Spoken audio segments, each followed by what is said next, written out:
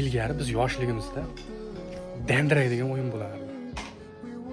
Echkam deyardi. Bu o'yin shunaqa ediki, kichik g'o'rachani olib turib, daskaldak bilan chik etib uchini nuchlab turib, ustiga takka etib saqani tesha bilan pokka etib urilardi-da, kilver ipni topib turib, kaltakka belib olib turib,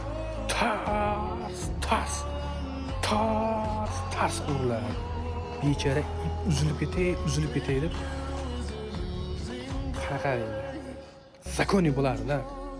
Bechara nimaga maza qilardik biz hali urganimizda chars degan ovoz bilan u dandirak bechara mana endi qatib turardi bor urganimizda pars derdi. Keyin u bechara dandirak ustini mer bir har xil ranglar bilan chizib turib urganimizda kamalak o'shib dahshat ranglar paydo bo'lardi bor.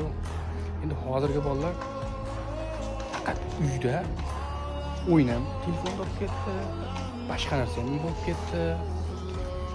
Nima deymiz endi? Shunaqa o'yinlar bo'lardi. Kim qanaqa o'yin o'ynaydi? Sog' bo'lasizlar.